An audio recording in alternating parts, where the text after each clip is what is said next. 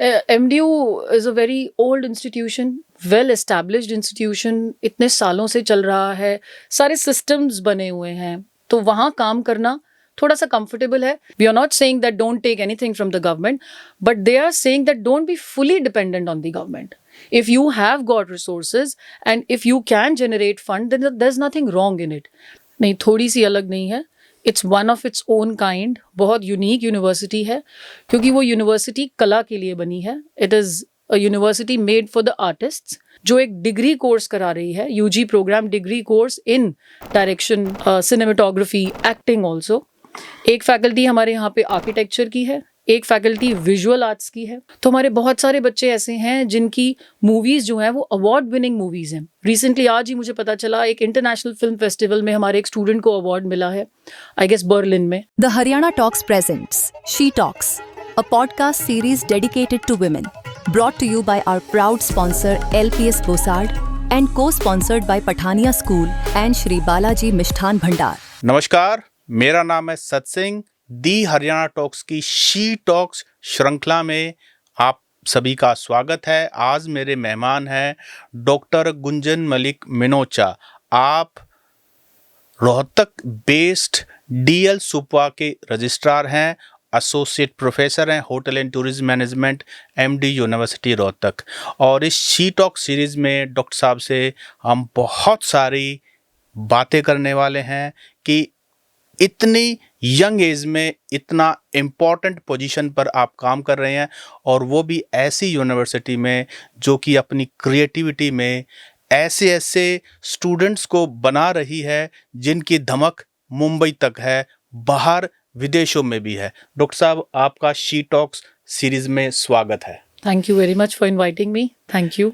अच्छा डॉक्टर साहब, ये बताइए कि आप ऐसी यूनिवर्सिटी में हैं जो बाकी यूनिवर्सिटी से थोड़ी सी अलग है. अलग कैसे है? नहीं, थोड़ी सी अलग नहीं है. It's one of its own kind, बहुत यूनिक यूनिवर्सिटी है, क्योंकि वो यूनिवर्सिटी कला के लिए बनी है. It is a university made for the artists. We have 4 different faculties, जिसमें सबसे प्रोमिनेंट है हमारी faculty of film and television, जिसमें 5 टीचिंग डिपार्टमेंट्स हैं, जिसमें this is the only state university जो एक डिग्री कोर्स करा रही है, UG program degree course in direction, cinematography, acting also. एक फैकल्टी हमारे यहाँ पे आर्किटेक्चर की है, एक फैकल्टी विजुअल आर्ट्स की है, जिसमें painting and animation is doing very good. And another faculty is faculty of design, जिसमें fashion design, apparel design and many other departments are there. So चाहे कोई भी फैकल्टी हो, आपको वहाँ के बच्चों में एक अलग सी चमक नज़र आएगी, क्योंकि वो आर्टिस्ट हैं. They are not studying the traditional normal courses as the other courses, और वहाँ के माहौल में भी आपको ये चीज़ नज़र आएगी. कोई भी इवेंट होता है वो आम इवेंट की तरह नहीं होता है, उसमें आपको कुछ ना कुछ कला की दृश्य ज़रूर नज़र आएंगे, क्रिएटिविटी ज़रूर नज़र आएगी. And I would like to mention here, film and television department में जो हमारे स्टूडेंट्स हैं, उन्हें मूवीज़ बनानी होती हैं, वो उनका प्रोजेक्ट्स होता है. वो शॉर्ट फिल्म्स भी बनाते हैं, वो डिग्री फिल्म भी बनाते हैं, वो म्यूज़िक वीडियो वर्कशॉप भी होती है. तो हमारे बहुत सारे बच्चे ऐसे हैं जिनकी मूवीज़ जो हैं वो अवार्ड विनिंग मूवीज़ हैं. रिसेंटली आज ही मुझे पता चला, एक इंटरनेशनल फिल्म फेस्टिवल में हमारे एक स्टूडेंट को अवार्ड मिला है, आई गेस बर्लिन में. तो गोवा फिल्म फेस्टिवल हुआ था, इंटरनेशनल फिल्म फेस्टिवल, उसमें भी हमारे अवार्ड्स आए. मुंबई फिल्म फेस्टिवल मैंने पर्सनली विजिट करा, उसमें भी हमारे अवार्ड्स आए हैं. So there are students who are full of creativity, and I'm happy that they've got such a platform where they can showcase their creativity. Generally हम सोचते हैं ना कि सबसे इंटेलिजेंट बच्चा should be a doctor, second is engineering, चलो ये मुश्किल लग रहा है देन गो फॉर कॉमर्स, कुछ भी समझ नहीं आ रहा है then go for arts. That's the wrong perception we all have created in our mindsets, and also it includes you and me. हम भी शायद अपने बच्चों के लिए यही सोचते हैं, which is incorrect. We should try to identify बच्चे का इंटरेस्ट किस चीज़ में है.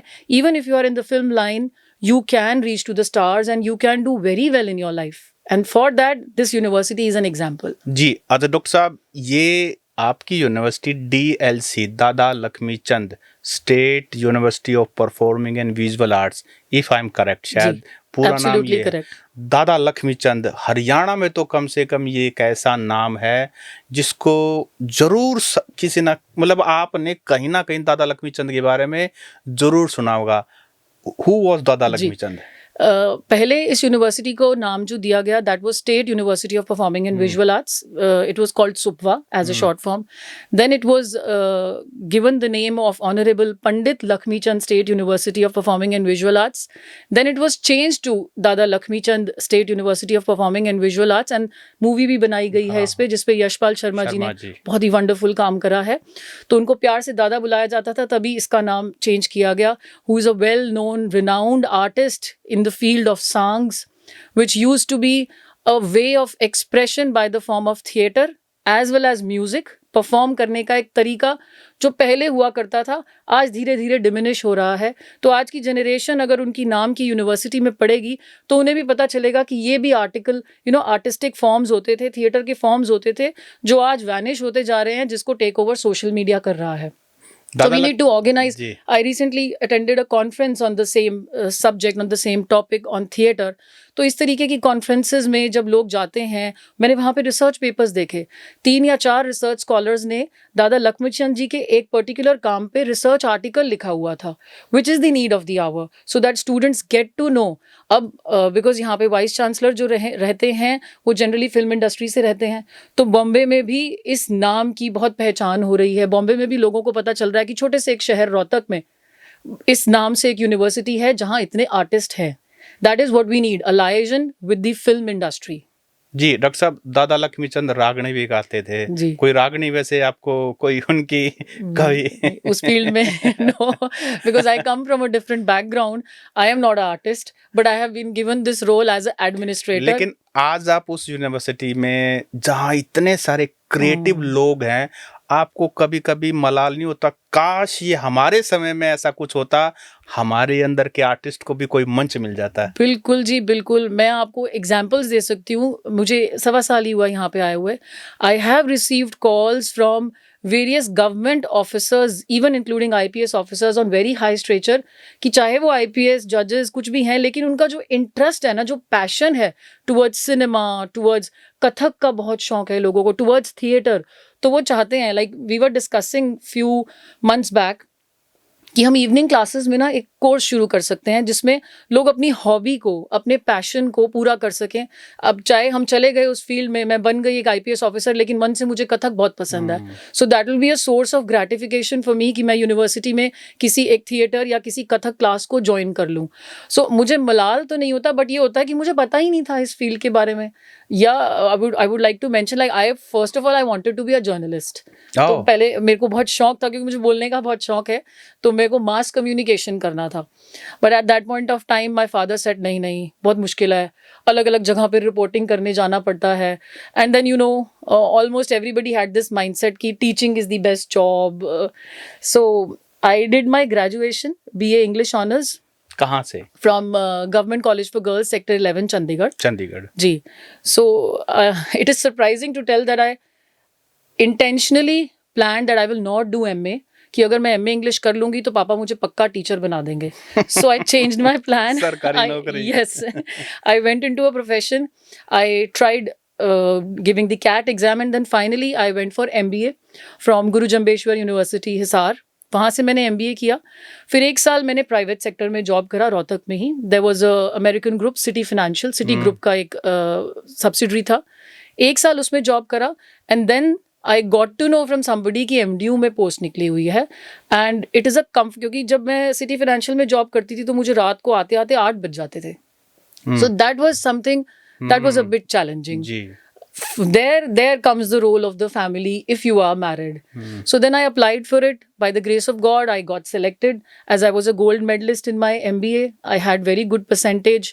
तो मेरा merit अच्छा था, and by the grace of God, I was good at speaking. तो interview बहुत अच्छा गया. So I got selected here. But I think after this job, probably किस पोस्ट पे आप कब assistant professor in Institute of Hotel and Tourism Management, MDU. Ji. I joined in 2008. शायद मुझे साल या 2 साल बाद ये रियलाइज हुआ that my father was absolutely right and I'm made for teaching. Why I realized this? Because I love interacting with people around me. I love teaching. जो मुझे आता है, मुझे वो एक्सप्रेस करना, बच्चों को समझाना बहुत अच्छा लगने लगा. I started enjoying my job, and when I could see that satisfaction on the faces of the students कि जो मैं उन्हें समझा रही हूँ वो उन्हें समझ आ रहा है. कौन सा सब्जेक्ट आप पढ़ाते हैं? Sir, there are basically 4 types of courses in Institute of Hotel and Tourism Management. Bachelor's as well as master's. Bachelor's in hotel management and master's in hotel management and bachelor's in tourism and master's in tourism. तो इन सारे courses में there are many subjects which are related to management, like marketing. Marketing I'm very fond of. मेरी research भी सारी marketing के ही area में है. Human resource management, strategic management, and then they have foundation course of management. तो वो management के ही subjects हैं. Organizational behavior, as I've studied psychology in my graduation. तो वो subjects मैं लेती हूँ. जी, तो आप असिस्टेंट प्रोफेसर लगे और आपके पिताजी चाहते थे कि आप मास्टर नहीं बने हरियाणवी में, जैसा हम कहते हैं मास्टर नहीं तो बने लेकिन स्कूल के बजाय यूनिवर्सिटी लेवल पे बने, और बाद में आपको रियलाइज हुआ कि वाकई में you love teaching and teaching एक ऐसा आपने शब्द यूज किया कि कितना ग्रेटिफिकेशन मिलता है, सेटिस्फेक्शन मिलता है और आपको लगता है कि मेरे एक एक शब्द की कितनी वैल्यू हो, बच्चे इंस्पायर होते हैं। बिल्कुल, सिर्फ इंस्पायर ही नहीं होते. Like yesterday I was taking a lecture in a orientation programme जिसमें मैं role of soft skills in teaching पे एक लेक्चर ले रही थी.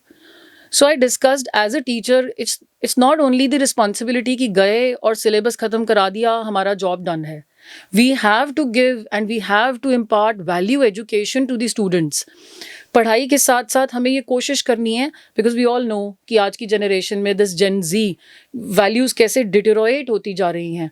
But if they get inspired by us and if we can inculcate even 1 या 2 बच्चों में ही हम कोई अच्छी वैल्यूज़ डाल पाते हैं पढ़ाई के साथ साथ, और वो अपना करियर सेलेक्ट कर पाते हैं और अपने अच्छे करियर में सेट हो पाते हैं, then you feel so good, then you feel so satisfied, and when they call you back, ma'am आपने जो पढ़ाया था वो जेन्युइनली मेरे बहुत काम आया.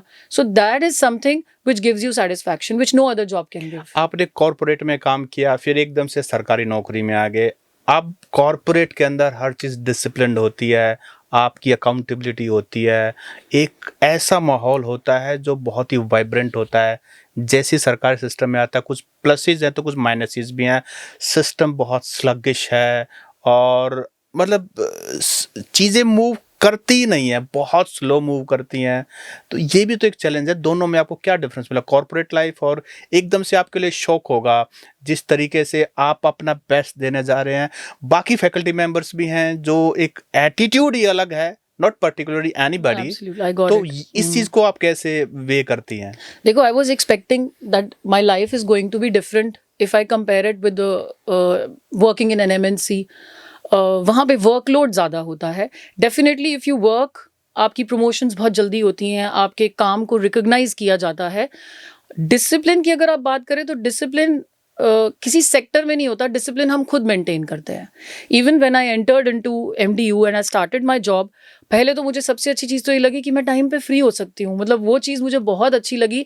मैं एक बैलेंस क्रिएट कर सकती हूँ, मैं अपने परिवार को समय दे सकती हूँ. So I realise that after marriage मेरे को दिक्कतें कम आएंगी. That is the major challenge which a women faces.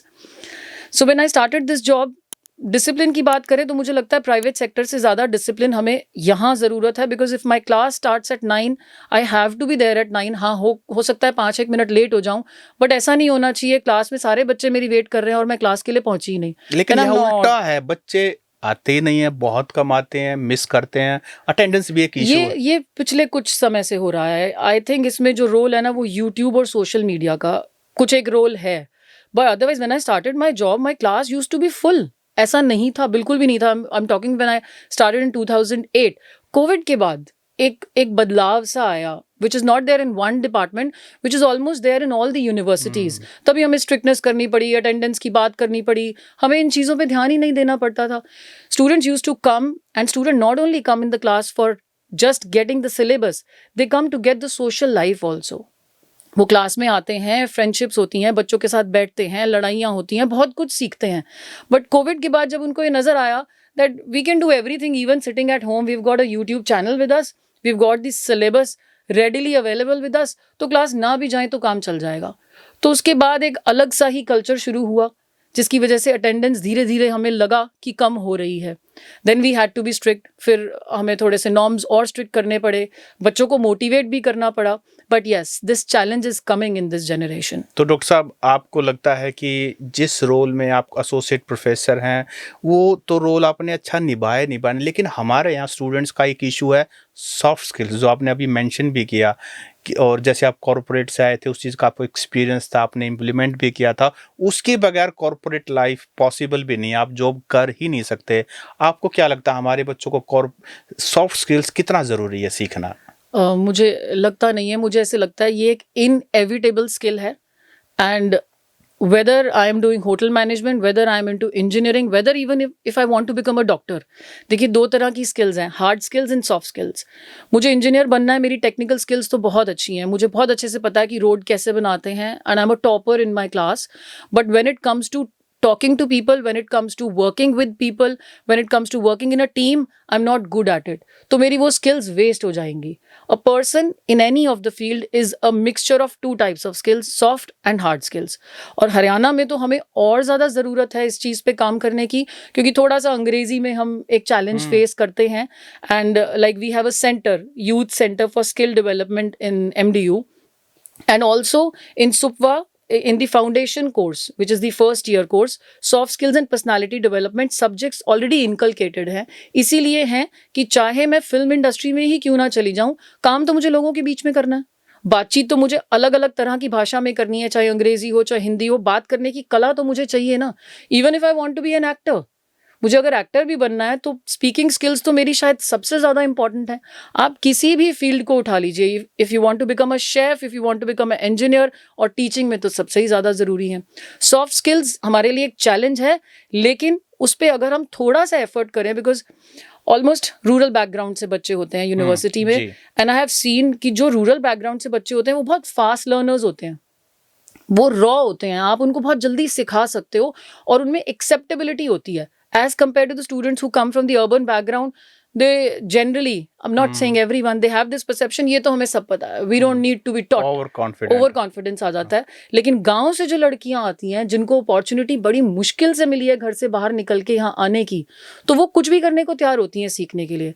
Whenever I take the soft skills class in that youth center for skill development, the moment I come out of the class, because वहाँ पे वो बच्चे होते हैं जो army और navy की तैयारी कर रहे हैं, वो अपना SSB का कोर्स का पूरा कोचिंग लेने आते हैं, तो उनके लिए तो बहुत ही ज़्यादा ज़रूरी है सॉफ्ट स्किल्स। तो whenever I take the class, they come out with so many queries, ma'am कैसे अंग्रेजी इंप्रूव करें, कितना बोलें, किससे बात करें। So all these things, when I guide them and help them, and they actually get selected as an army officer, उसमें मेरा छोटा सा रोल है, लेकिन कुछ तो है which gives me satisfaction। चाहे obviously उनकी मेहनत है, लेकिन सॉफ्ट स्किल्स इतना बड़ा रोल प्ले करती हैं कि मैंने एंट्रेंस बहुत अच्छा दे दिया, मैंने टॉप कर लिया, मैंने IAS का एग्जाम क्लियर कर लिया, मेंस भी कर लिया, but when it comes to interview I got struck. There are many examples. जी, और इसी दौरान आपको बहुत सारे गांव से ऐसे बच्चे भी मिले होंगे, लड़कियां भी मिली होंगी, आपका मन करता है इनकी तो मैं आउट ऑफ ए जाके मदद कर दूं, पर उतना मुझे लगता है कर नहीं पाते। नहीं, ऑब्वियसली, लेकिन मन करता है। I mean, there are certain girls in the classroom, when I have a group discussion with them, they start crying. I mean, they don't get a proper platform to express what is going on with them. Not because any exploitation, but कई बार लड़कियों को यही महसूस होता है कि मुझे opportunity नहीं मिल रही है। मैं तो सीखना चाहती हूँ अंग्रेजी, लेकिन मुझे अपॉर्चुनिटी नहीं मिल रही, क्योंकि पढ़ी गाँव में एक स्कूल में, जहाँ अंग्रेजी तो बहुत दूर की बात है, हिंदी नहीं बोलते, हम तो हरियाणवी से ही नहीं ऊपर उठ रहे। There's nothing wrong in speaking Haryanvi, but when we want to enter into the industry, वहाँ प्रोफेशनलिज्म है, वहाँ लैंग्वेज वो चाहिए जो एक आम भाषा हो, जो सबकी समझ में आए। वहाँ मेरी वो रीजनल लैंग्वेज नहीं चल पाती। सो उनको सॉफ्ट स्किल्स पे तो डेफिनेटली बहुत ज़्यादा काम करने की ज़रूरत है। ऐसा भी एनकाउंटर किया होगा कि कोई लड़की आपको लगता है ये लड़की तो बहुत अच्छा कर सकती है, लेकिन कुछ समय बाद आपको पता लगा मैडम मेरी शादी है, और शादी के बाद पति ने तो पता नहीं पढ़ाएगा नहीं पढ़ाएगा, कैसा फैमिली मिलेगी। लड़कियां चिंतित होती हैं, आपके पास ये इशू लेकर आती हैं, आपको भी लगता है कि मैं कर तो कुछ नहीं सकती, पर बहुत बुरा लग रहा है मुझे, जितना बुरा आपको लग रहा है उतना ही बुरा मुझे लग रहा है, ऐसा होता है? बहुत बार होता है, और मैं तो अपनी तरफ से सिर्फ यही करती हूँ कि घर में जाके रिवोल्ट मत करना, but do try to take a stand for your self, and education is the only way out for a women to come out of that particular situation. Financial independence and education. अगर मैं financially independent हूँ, educated हूँ, तो ही मैं अपने बच्चों के rights के लिए कुछ कर पाऊंगी आगे, अगर उनको कोई चैलेंजेस आएंगे. And only then I can do something for the society as well. Definitely as a teacher मुझे ये भी लगता है कि ये मेरे को एक बहुत अच्छा रोल मिला हुआ है कि लड़कियां मेरे पास आती हैं, अपनी प्रॉब्लम्स डिस्कस करती हैं, मैं उनको गाइड कर पाती हूँ. क्या पता वो उस चीज़ की वजह से अपने फादर के आगे कुछ एक चीज़ बोल पाएं और उनको एजुकेशन का मौका मिल जाए, वो एक अच्छे कॉलेज में चली जाएं. एक अपॉर्चुनिटी ही चाहिए होती है सिर्फ, वो अगर राइट टाइम पे मिल जाती है तो आपका करियर कहाँ से कहाँ पहुँच सकता है. And how prepared you were when you got the responsibility of registrar of DL Supwa? क्या कुछ प्लानिंग थी या एकदम से सब कुछ हो गया? कैसा लगा आपको? बहुत ही चैलेंजिंग, और शुरुआत में तो मैं बहुत नर्वस थी because being from the background of teaching, whether I be able to handle this position और नॉट. स्टार्टिंग के कुछ डेज तो मुझे ऐसे लगा I am very confused, but I think I am blessed with the personality that I adjust my self and I take things, grasp things fast. Probably within 1 month, I was very comfortable in that position. और मुझे ऐसा लग रहा था अब मुझे बहुत कुछ नया सीखने को मिल रहा है other than teaching. Although I still miss my teaching. मैं बहुत मिस करती हूँ उसको, क्योंकि you must be aware of it, जब आप टीचर बन जाते हैं ना, इतना बोलने की आदत हो जाती है, तो वो चीज़ मिस आउट हो गई. And then when you are amongst the youth, आप हमेशा बच्चों के बीच में रहते हैं ना, तो यू ऑलवेज फील यूथफुल. तो आप वो जनरल सोसाइटी की चीज़ें भी डिस्कस करते रहते हैं, बच्चों की प्रॉब्लम्स भी सुनते रहते हैं, सोल्यूशंस भी देते रहते हैं. बट एडमिनिस्ट्रेशन जॉब बिल्कुल डिफरेंट है टीचिंग से, but it is a very learning experience for me. Why a learning experience for me? Because now I'm dealing not only with files, I'm also dealing with people around me.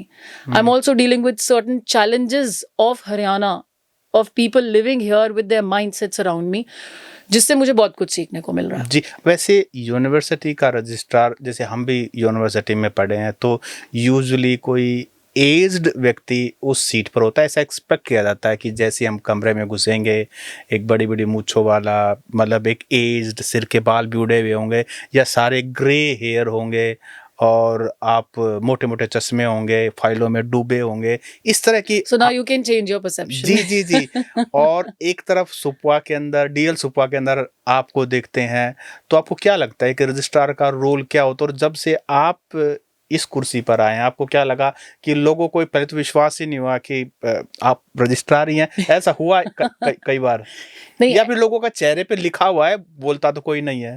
नहीं, ऐसा तो नहीं लगा कि किसी को ऐसा लगा ना हो कि मैं रजिस्ट्रार हूँ. हाँ, बट डेफिनेटली एक्सपेक्टेशन हमारी भी यही रही है. Although with times it is changing, because अब हम देख रहे हैं कि एडमिनिस्ट्रेशन की हायर लेवल पोजीशंस यंग लोगों के पास आ रही हैं, not only in the private sector, even in the government sector. But yes, probably I think, मुझे एग्जैक्ट इन्फॉर्मेशन तो नहीं है, probably I am the youngest registrar in Haryana. I joined when I was 39, so now I am 40. So but मुझे कभी भी किसी के चेहरे से ऐसा नहीं लगा कि किसी को लग रहा हो कि मैं तो रजिस्ट्रार हूँ ही नहीं. सो वैसी फीलिंग तो नहीं आई. नहीं, उनको ये लग रहा हो कि मैडम इतने यंग तो नहीं हो सकते, थोड़ा सा एज्ड होना चाहिए था. अब आप यंग हैं, आप अपना काम बढ़िया करें, तो उसमें आपकी तो कोई गलती नहीं है. रजिस्ट्रार का काम क्या होता है? It is an administration job where all the financial as well as administrative proposals of the university will move from various departments. First, it will come to the registrar, all the financial matters, and then if it is in my financial powers, जैसे हमारी university में 1 लाख तक की financial power registrar को delegated है, और 1 लाख से ऊपर जितनी भी फाइनेंशियल मैटर्स होंगे वो वाइस चांसलर के पास जाते हैं अप्रूवल के लिए. And then I have to examine the proposals, whether all these proposals are as per rules or not, as per the university accounts code, which is the major thing, जिसमें सारे rules mentioned हैं. All the purchases that have to be done, उनके administrative proposals जो होते हैं, वो पहले registrar के पास ही आते हैं, और फिर उसके बाद vice chancellor को जाते हैं. Final authority vice chancellor की होती है. तो इसमें कभी आपको लगता है कि आप इतने इम्पोर्टेंट पोजीशन पे हैं, और जैसा कि होता है कि कई बार फ़ोन कॉल्स भी आते हैं, दबाव भी बनता है कि ये फ़ाइल निकाल दो, मतलब यूजुअली जब आप किसी भी इम्पोर्टेंट चेयर पे होते हैं, स्वाभाविक है. ऐसा कभी हुआ है? तो हुआ है तो आपने क्या किया है? मुझे नहीं पता आप मेरी बात पे विश्वास करोगे या नहीं करोगे, 1.25 साल हो गया मुझे as registrar and I feel blessed. किसी भी काम के लिए मेरे ऊपर कोई दबाव नहीं आया। पता नहीं कैसे हुआ ये, बिकॉज मैंने भी ये चीज़ सुनी थी and I was worried about it कि इस तरह की कुर्सी पे जा रही हूँ, शायद अलग अलग लोगों के फ़ोन आए, ये कर दो जी, और वो शायद आउट ऑफ रूल्स होगा, नहीं कर पाऊंगी। बट मेरे साथ ऐसी कोई एक्सपीरियंस नहीं हुआ, ऐसे कोई कॉल्स नहीं आए। और क्योंकि because this is I mean my starting of career only, I have got 20 more years to work, Yes. तो it is very significant for me कि मैं एज पर रूल्स चलूँ, हर चीज़ को ध्यान में रख के देखूँ। And not only as per rules, मैं सिर्फ ये गाना भी नहीं गाना चाहूँगी, जिस डिपार्टमेंट ने वो प्रपोजल पुट अप करा है उसका बेनिफिट भी ध्यान में रखना मेरे लिए बहुत ज़रूरी है। और वो ज़रूरी इसलिए है क्योंकि ये यूनिवर्सिटी बड़ी अलग है, फिल्म एंड टेलीविजन डिपार्टमेंट बहुत अलग है, इनके प्रोजेक्ट्स बहुत सिग्निफिकेंट हैं, उनको समय पे कराना बहुत ज़रूरी है, उनके प्रपोजल्स को टाइमली अप्रूवल देना बहुत ज़रूरी है।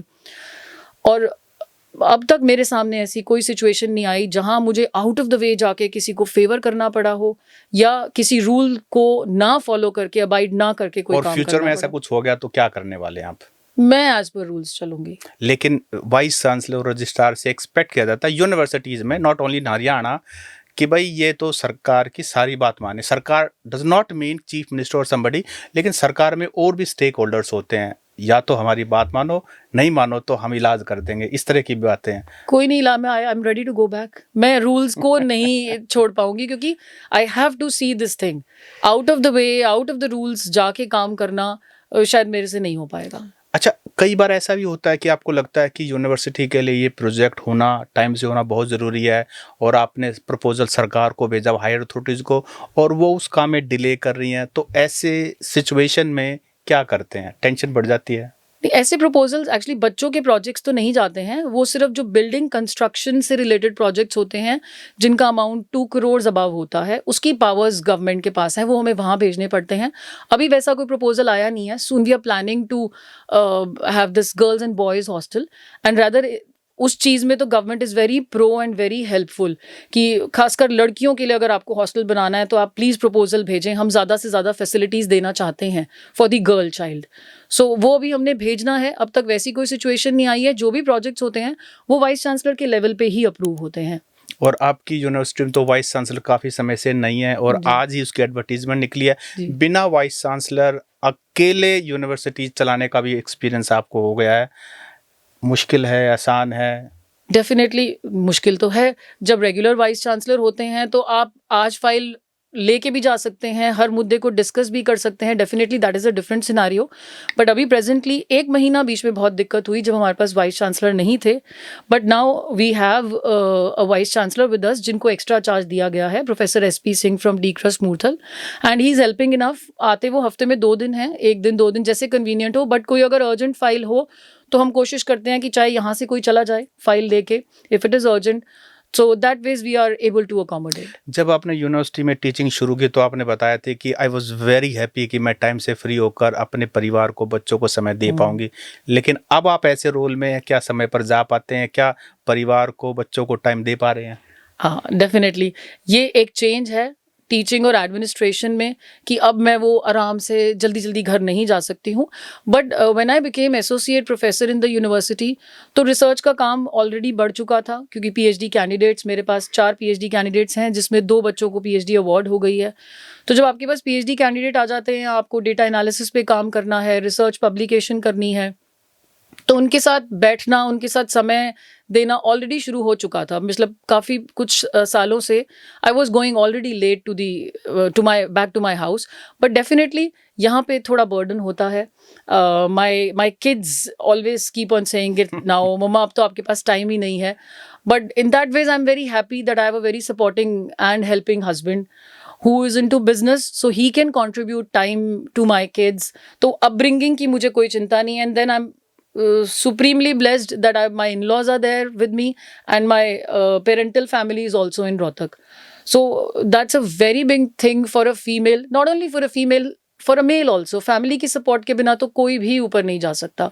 But yes, as a female आपको शायद ज़्यादा support की ज़रूरत होती है, because if you are working and you're not able to come back on time, and you have to take care of the kitchen also, you have to take care of your kids also. Morning they have to go to school, but if you have full support of your husband and your family, तो कुछ भी मुश्किल नहीं है. आजकल सरकार ने एक शुरू कर दिया है कि वो ग्रांट की बजाय लोन देना शुरू कर दिया है. आपको क्या लगता है कि ये जो सिस्टम है यूनिवर्सिटीज़ को परेशान करने वाला है, या हर यूनिवर्सिटी को सेल्फ सस्टेनिंग होना ही चाहिए? यूनिवर्सिटी को सेल्फ सस्टेनिंग के बारे में तो it's a very big concept जो अचानक से अब शुरू हुआ है, बिकॉज द गवर्नमेंट वांट्स कि आप धीरे धीरे कोशिश करें अपने फंड्स जनरेट करने की. We are not saying that don't take anything from the government, but they are saying that don't be fully dependent on the government. If you have got resources and if you can generate fund, then there's nothing wrong in it. अच्छा doctor साहब, जब आप registrar बने, सरकारी गाड़ी भी मिली, तो सरकारी गाड़ी का अनुभव कैसा है? एक अपनी गाड़ी और सरकारी गाड़ी का अनुभव है. मुझे लगता है सरकारी गाड़ी और नॉर्मल गाड़ी में सिर्फ एक फ़र्क होता है. When you sit in that car ना, your family feels very happy, your family feels very proud, your parents. अब देखो लाल बत्ती का कॉन्सेप्ट तो चला गया. My parents, even my father-in-law and my father, my husband, they all said that please UPSC कर ले, तू छोड़ दे, हम अपने आप घर संभाल लेंगे, तू बस UPSC कर ले. I don't know, somehow they had this trust on me कि तू IAS क्लियर कर लेगी, but I never wanted to, तो मैंने नहीं किया. So when I got this car as because of the position of registrar, they were like, चलो लाल बत्ती नहीं मिली, सरकारी गाड़ी तो मिली, अब हम तेरे को उसमें बैठा हुआ देख के, you know, we feel overwhelmed. So and how proud you are, वो तो परिवार का बता दिया, आप अपना बताएं. I'm absolutely proud. और मुझे लगता है शायद being a female, when you see your husband and your parents proud, तो आप डबल प्राउड हो जाते हो. आदत भी हो जाती है इसकी कि नहीं, मैं इस चीज के लिए बिल्कुल क्लियर हूँ. मुझे स्टार्टिंग में भी लोगों ने यही समझाया. नहीं, I am absolutely clear about it कि मेरे को सिर पे नहीं चढ़ने देना, because I have to come back to my university. कब अंदर घुस जाती है पता ही नहीं. मैं नहीं घुसने दूंगी, इस चीज के लिए मैं एब्सोल्युटली क्लियर हूँ. नेक्स्ट स्टेप क्या, वाइस चांसलर? नहीं, अभी कहाँ से, अभी तो I am not even eligible. Future वो ठीक है, फ्यूचर में तो नहीं. मुझे लगता है मेरा नेक्स्ट स्टेप है getting back to the university and doing research. Yes, with the due experience, if I get an opportunity, और अगर लगता है गवर्नमेंट को ये फील होता है, I don't know about the future, that I have got administrative capabilities, वो तभी होगा जब I'm able to perform good as a registrar here. Do you miss MDU? I live in MDU. वो तो ठीक है, लेकिन अपने बच्चा, अपना department. I miss my teaching. I miss it a lot. I miss my students. I miss my colleagues, sitting with them and interacting. क्योंकि ये जो जॉब है इसमें colleagues तो है ही नहीं ना. आप सारा दिन फाइल्स पे ही काम कर रहे हो. फाइल्स ही आपकी colleague है. फाइल्स ही colleague हैं, absolutely. चाय पीते पीते भी आपने फाइल्स ही निकालनी है because लोड होता है काम का. But when you are a teacher, you go, take a class, come back, you relax for half an hour, sit with your colleagues, have tea, then get into research. तो I do miss that. कभी-कभी आते हैं MDU वाले मिलने के लिए? जी, बिल्कुल. क्योंकि कैंपस में रहती हूँ तो इंटरैक्शन नहीं, वहाँ नहीं, मैं सुपवा में बात कर रहा हूँ. जब आप रजिस्ट्रार वाली चेयर पे बैठे होते हैं तो मिलने आते हैं. शुरुआत में आए थे, सब आए थे for having a cup of tea with me, for congratulating me. शुरुआत में सब आए थे, बट हाँ definitely when you get back into your jobs तो समय नहीं होता. अच्छा, आपने बताया कि आप काम में बिजी रहती हैं, तो घर पे जो है ना हस्बैंड जो हैं वो क्योंकि वो बिजनेस में हैं तो वो अपना समय अपने हिसाब से निकाल सकते हैं. ये एक प्लस होता है, अपने काम का एक अलग ही मज़ा होता है. तो सर के बारे में थोड़ा सा बताइए, जितना आप बताना चाहें. उनसे मुलाकात कहाँ हुई, क्योंकि थोड़ा सा शी टॉक्स में महिलाओं का जिनको हम प्रोफाइल कर रहे हैं उनके बारे में जितना हम कंफर्टेबल हैं आप बता सकते हैं. We were actually classmates in school. We both are alumni of Model School Rohtak. अच्छा, तो अम्बेडकर चौक. जी, तो 12th तक मैं वहीं पढ़ी हूँ, तब हम क्लासमेट्स थे. Then I move to Chandigarh for doing my graduation and he was here only. He was doing his graduation from Pandit Nekiram college. Then when I was in second year only he established his own business. He went into the business of banquets and catering. So we were talking to each other and then we planned that we should get married. So मेरी love marriage है.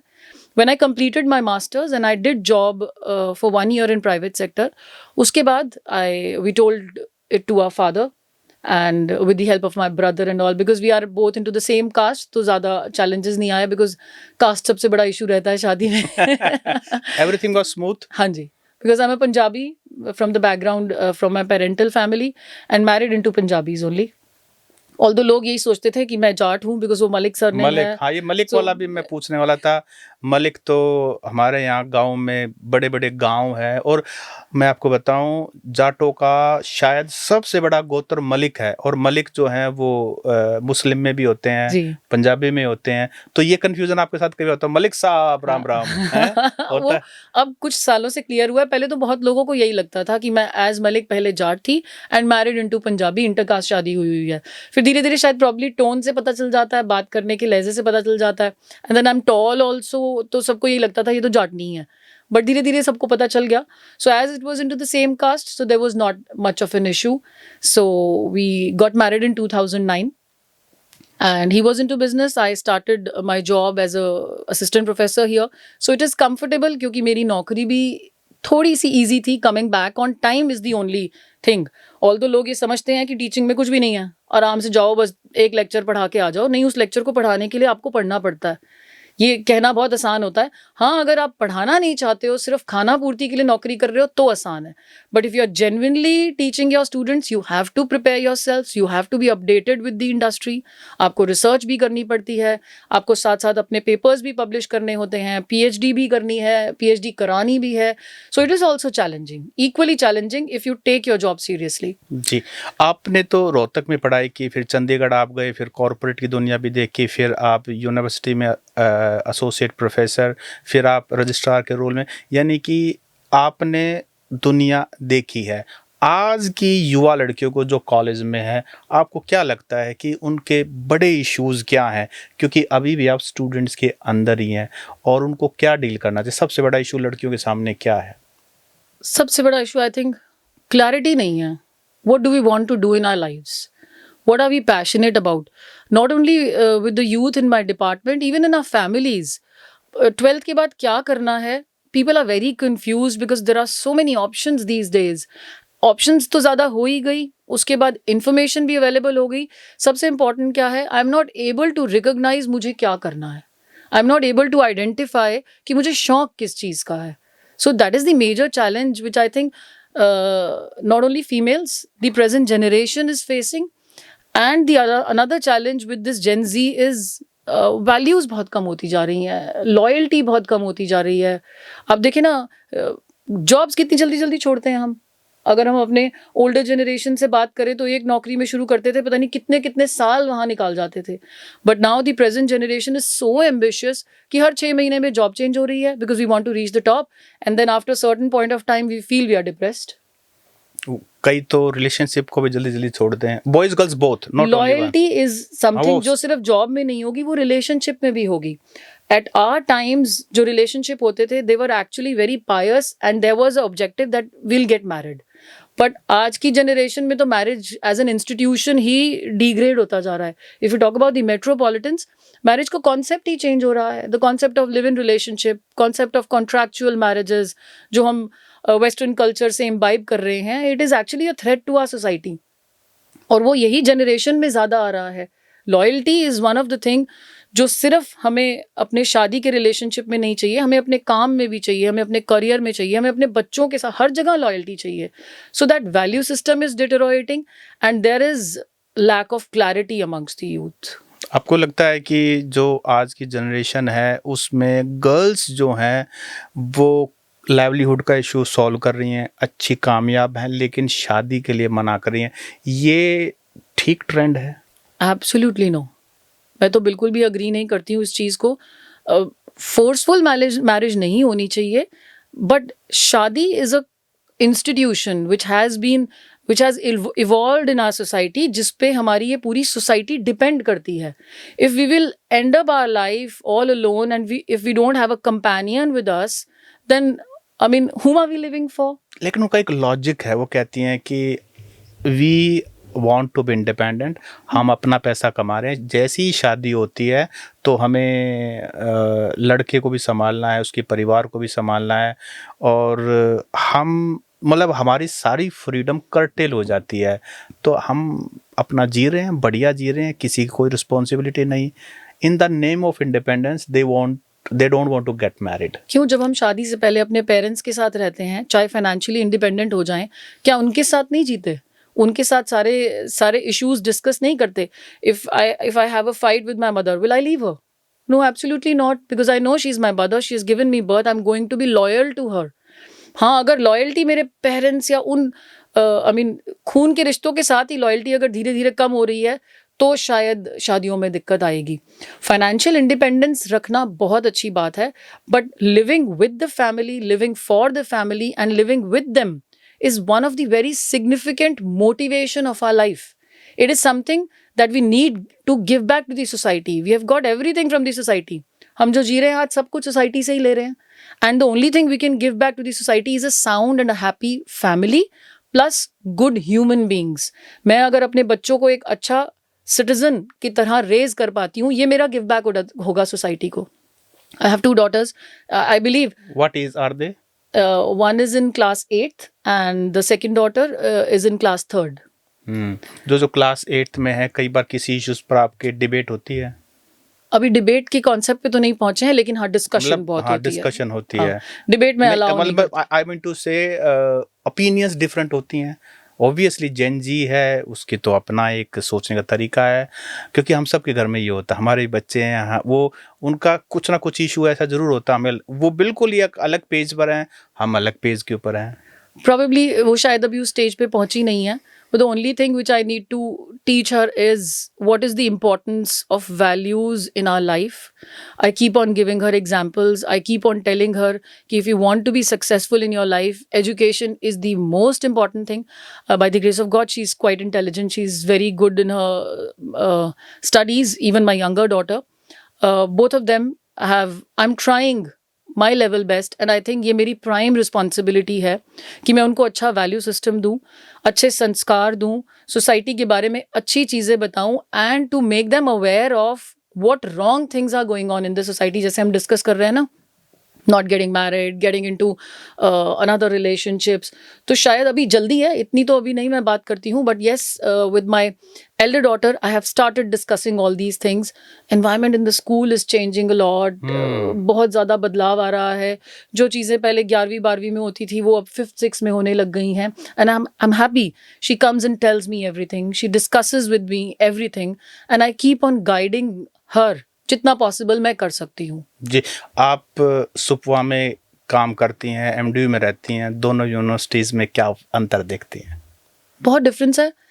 MDU is a very old institution, well established institution, इतने सालों से चल रहा है, सारे systems बने हुए हैं, तो वहाँ काम करना थोड़ा सा कंफर्टेबल है. रीज़न बीइंग सबको पता है कि किसका क्या जॉब है, किस तरीके से करना है. शॉर्टेज नहीं है इतनी स्टाफ की, ऑल्दो अब हो रही है धीरे धीरे. But if you come to SUPVA, यहाँ तो स्टाफ की सबसे ज़्यादा शॉर्टेज है. रिक्रूटमेंट्स हम बहुत सालों से कर नहीं पाए हैं. टीचर्स भी प्रोटेस्ट करते हैं, बच्चे भी प्रोटेस्ट बहुत करते हैं. थोड़ा वो कलाकार हैं तो थोड़ा सा डिफरेंट होता है वो कॉन्सेप्ट. बट अब प्रोटेस्ट्स नहीं हैं. टीचर्स की पे फिक्सेशन ऑलमोस्ट सबकी हो गई है except a few which is going on. तो उनका प्रोटेस्ट अपनी पे फिक्सेशन को लेकर था.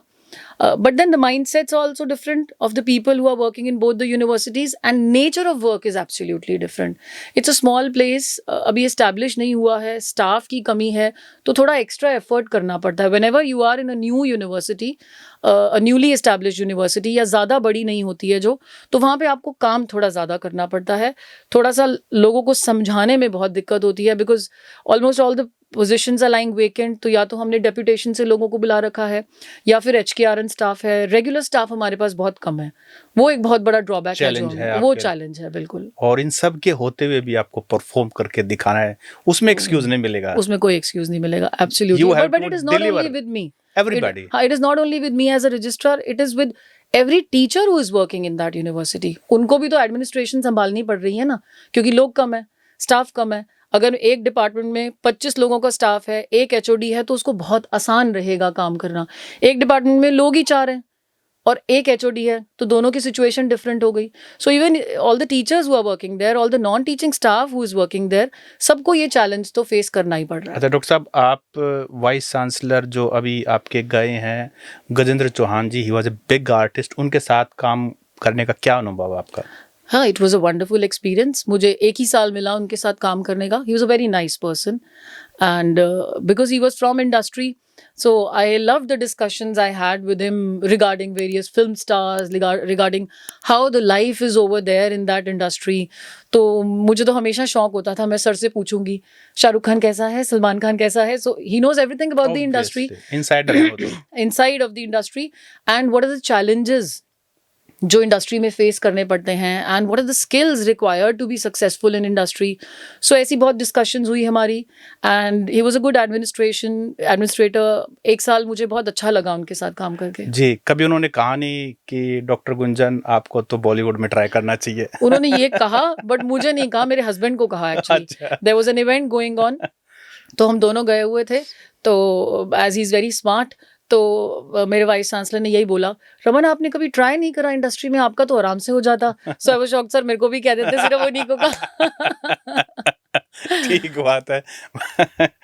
हाँ, आपने महाभारत देखी है? वैसे हमने तो बचपन में 88 में जब महाभारत आई थी. So I'm 84 born, I was 4 years. नहीं, बाद में देखी हो, क्योंकि उसमें बहुत क्रेज था महाभारत का, और वो स्टार्टिंग होती थी महाभारत, मतलब इसका मतलब आपने देखी, क्योंकि वो हमारी देखी तो सारे एपिसोड्स हैं, और वो उस टाइम पे तो देखो ना, आप देखते ही वही थे. ये हमारे वाइस चांसलर होंगे, मुझे इनके साथ काम करने का never thought of. I always used to say it to sir कि सर देखो, this is destiny. We never thought of we'll be sitting together for hours and working together.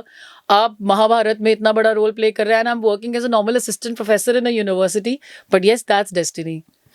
तो डॉक्टर गुंजन, आज आपसे वाकई में बातचीत की और बहुत हमें अच्छा लगा.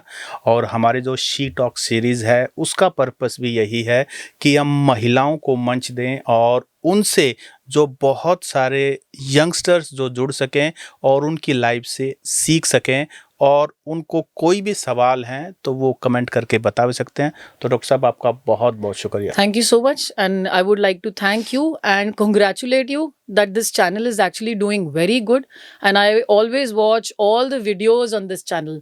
They are very interesting. Thank you. The Haryana Talks presents She Talks, a podcast series dedicated to women, brought to you by our proud sponsor LPS Bosard and co-sponsored by Pathania School and Shri Balaji Mishthan Bhandar.